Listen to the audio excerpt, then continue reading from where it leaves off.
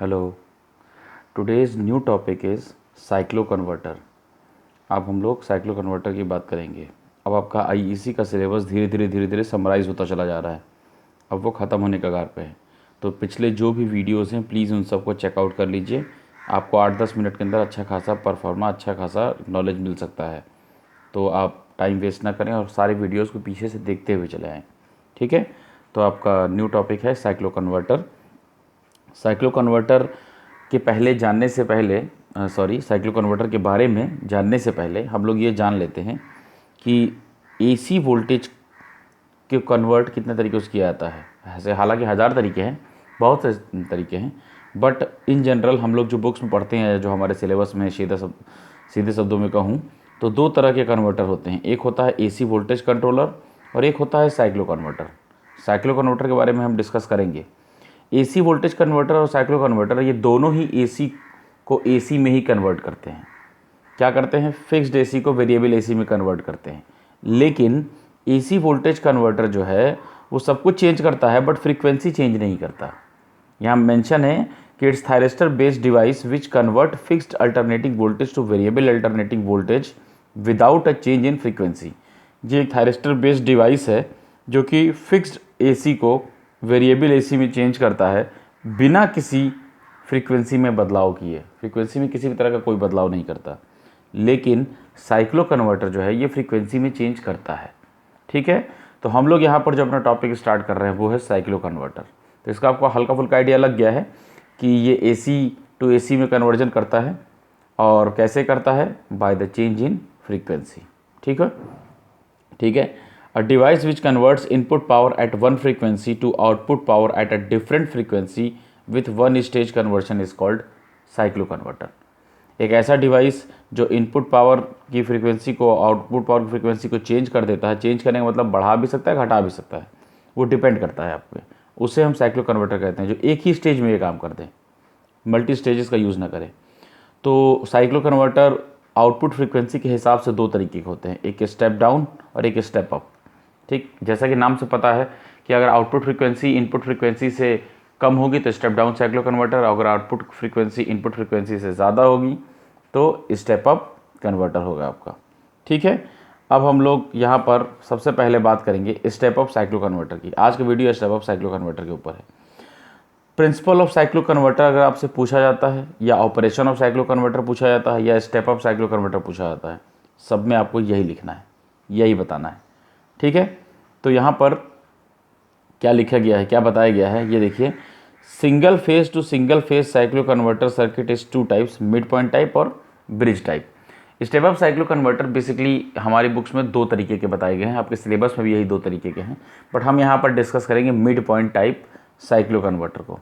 ठीक है, दो तरीके होते हैं, mid point type, bridge type. Introduction जब लिखने की बात आती है तो उस केस में आप लोग मिड पॉइंट ब्रिज टाइप दोनों मेंशन कीजिएगा, लेकिन अगर आपको डिस्क्राइब करना हो तो मिड पॉइंट डिस्क्राइब कर दीजिएगा, क्योंकि वही हम आपको आगे डिस्क्राइब करने जा रहे हैं।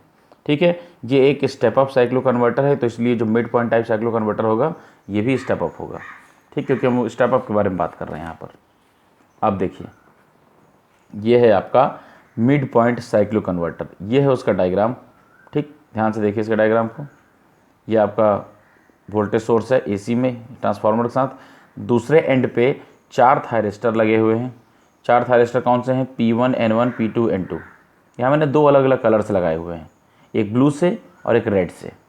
जो कॉम्बिनेशन एक साथ है उनको एक कलर से, जो कॉम्बिनेशन एक साथ है उनको दूसरे कलर से। एक कॉम्बिनेशन P1 और N2 का है इसलिए ब्लू से, अनदर कॉम्बिनेशन N1 और P2 का इसलिए इसको रेड से। कैसा कॉम्बिनेशन होगा ये हम आगे बताते हैं। ठीक है, ये है हमारा mid point cyclo converter. Mid point इसलिए कहते हैं क्योंकि जो सेकेंडरी की आउटपुट की जो ट्रांसफार्मर की कॉइल होती है उसके मिड पॉइंट के साथ लोड को कनेक्ट किया जाता है। ठीक, इसलिए इसको मिड पॉइंट साइक्लो कन्वर्टर कहते हैं। और इसमें 4 थायरिस्टर या 4 CR जो भी कह लो आप, 4 थायरिस्टर 4 CR यूज़ होते हैं।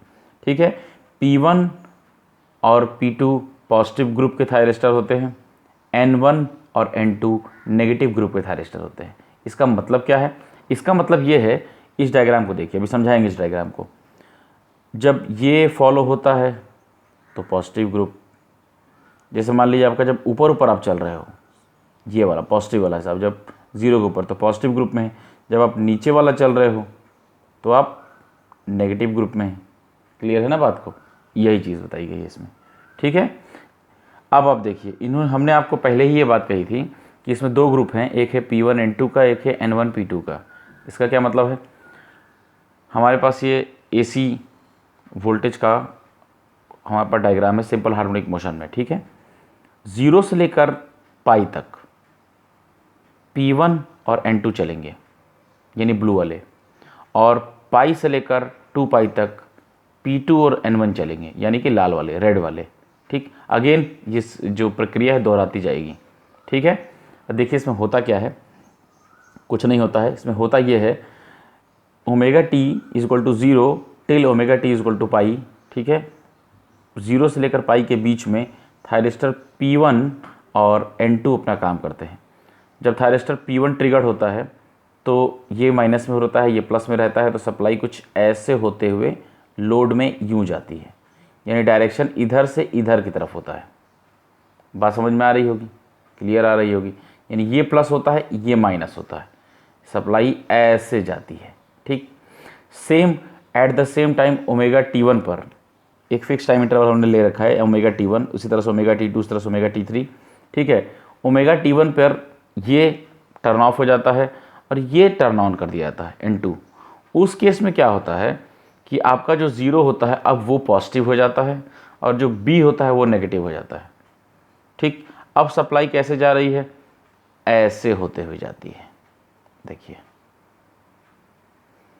ठीक, अब केस में क्या होता है, लोड का ये पॉजिटिव होता है और ये पोर्शन नेगेटिव होता है, सप्लाई आपके यूँ होते हुए जाती है वाया N2। यानी पहले हाफ में क्या होता है, A प्लस था, 0 माइनस था, सप्लाई P1 के थ्रू जा रही थी, तब डायरेक्शन इधर थी लोड की, ये प्लस था, ये माइनस था। फिर क्या होता है, 0 पॉजिटिव होता है, B नेगेटिव होता है, तब लोड जो था आपका ये पॉजिटिव, ये नेगेटिव था, तब डायरेक्शन इस तरफ थी। ठीक है, तो हमने एक साइकिल को पकड़ लिया, जब ये पॉजिटिव और ये नेगेटिव था P1 वाले केस में तो हम पॉजिटिव वाले हाफ में चले, जब N2 वाले केस में था तो हम नेगेटिव वाले हाफ में चले। ठीक है, हमने आपको पहले ही मेंशन कर दिया था कि P1 और N2 के लिए हमने 0 से लेकर पाई तक का स्थान घेर रखा है। ठीक, ये देखिए, तो अब क्या हुआ, पहले हाफ में जब P1 ट्रिगर हुआ था पॉजिटिव हाफ में, फिर ओमेगा T1 पे आपको बताया था, इसको स्विच ऑफ कर दिया, फिर N2 ट्रिगर हुआ तो उसने नेगेटिव वाला पाथ को कंसीडर किया, फिर ओमेगा T2 पे N2 को स्विच ऑफ कर दिया, टर्न ऑफ कर दिया, फिर P1 को ट्रिगर किया, फिर इसने पॉजिटिव वाले पाथ को कवर किया। सेम ऐसे ही चलता रहता है। अब आप इसको ध्यान से देखिए, तो इस लाइन को अगर आप डॉटेड को ध्यान से हटा दीजिए तो ये क्या बन रहा है, आपका धीरे धीरे आपकी साइकिल तैयार हो रही है। ये देखिए, एक में कई साइकिल निकल आई ना, यहाँ तक पहले क्या था, फ्रीक्वेंसी ये निकल रही थी, अब 3 इसमें भी है, 3 इसमें भी, इसमें करीबन 6 निकल रहे हैं। जहाँ पर एक साइकिल पूरी हो रही थी वहाँ पे अब लमसम 6 पूरी हो रही है। ये भी देखिए, यानी फ्रीक्वेंसी क्या हो रहा है, आपका फ्रीक्वेंसी आपकी बढ़ रही है। ठीक है, जब साइकिल्स एक सेकंड के अंदर जितनी ज़्यादा दोलनों की संख्या, जितने ज़्यादा आपके दोलन होते हैं उसी को तो फ्रीक्वेंसी कहते हैं, आवृत्ति। ठीक है, अब देख लीजिए, ओमेगा 0 से लेकर पाई तक तो आपने P1 और N2 के साथ किया, P1N2 चल रहा था। ठीक है, जैसे ही ये इसको क्रॉस कर जाता है, देखिए ये प्रोसेस लिखा हुआ है जो मैंने आपको बताया था कि पहले ये पॉजिटिव होता है, फिर B नेगेटिव होता है, यही सेम चीज़ में लिखी हुई, इसको ध्यान से देख लीजिएगा, वीडियो रोक के आप पढ़ सकते हैं इसको। ठीक है, उसके बाद जब omega T is equal to pi से 2 पाई पे जाता है तो सेम यही कंडीशन अब P2 और N1 के साथ होती है। जब पाई से 2 पाई तक जाता है तो यही कंडीशन P2 और N1 के साथ होती है। किस किस के साथ, P2 और N1 के साथ होती है। बात समझ में आ रही होगी, ये पॉजिटिव ये नेगेटिव, तो सप्लाई कैसे होती है, ऐसे जाती है। ठीक है, ये नेगेटिव ये पॉजिटिव, तो सप्लाई क्या होती है, ऐसे जाती है। यानी जब सप्लाई N1 के थ्रू होकर जाती है तो लोड पे सप्लाई इधर से इधर जाती है, इधर से इधर, और जब सप्लाई P2 के थ्रू जाती है तो सप्लाई इधर से इधर जाती है, डायरेक्शन चेंज होता रहता है। ठीक है, तो P2 वाले में पॉजिटिव वाले पार्ट को कंसीडर करते हैं और N1 वाले में नेगेटिव वाले पार्ट को कंसीडर करते हैं। तो यही चीज़ यहाँ पर भी की गई है, P2 में पॉजिटिव को, फिर omega T1 T2 T3 T4 T5 T6 मान लो, यहाँ पर ओमेगा T6 पे फिर N1 ट्रिगर होता है, फिर T7 पे P2 ट्रिगर होता है, फिर T8 पे N1 ट्रिगर होता है, ऐसे ही चलता रहता है। तो यहाँ पर तुम लोग को साफ साफ दिख रहा होगा कि यहाँ पर एक साइकिल के अंदर 6 साइकिल कंप्लीट हो रही है, यानी फ्रीक्वेंसी तुम्हारी 6 गुना बढ़ गई है, सीधे सीधे शब्दों में कही जाए तो, ठीक है। तो ये कोई ज़रूरी नहीं है कि 6 ही गुना बढ़े, लेकिन जो कि हम लोग पढ़ रहे हैं तो इसमें दिखाई भी दे रहा है। तो जो मिड पॉइंट साइक्लो कन्वर्टर होता है, जैसा साइक्लो कन्वर्टर बना हुआ है तो उसकी फ्रीक्वेंसी जनरली 6 गुना ही होती है। आउटपुट फ्रीक्वेंसी जो होती है इनपुट फ्रीक्वेंसी का 6 गुना हो जाती है। यहाँ F0 आउटपुट फ्रीक्वेंसी है, Fs जो है तुम्हारा सप्लाई फ्रीक्वेंसी यानी इनपुट फ्रीक्वेंसी है। अब जाहिर सी बात है क्योंकि स्टेप अप है तो F0 की वैल्यू Fs से ज़्यादा होगी, और F0 जो है Fs का कितना गुना होगा, 6 गुना होगा, 6 टाइम होगा। और ये फार्मूला होता है ओमेगा टी का, जिसको याद रखना 1/2 Fs प्लस 1/2 F0, यही एक फार्मूला है पूरे उसके अंदर, और कुछ खास फार्मूला नहीं है, ठीक।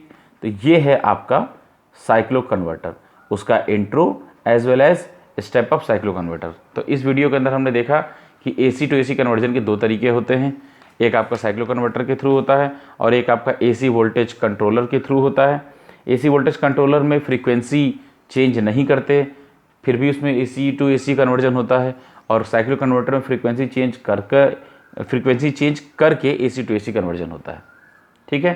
क्लियर है? चलिए आज के लेक्चर के लिए इतना ही। Thank you so much.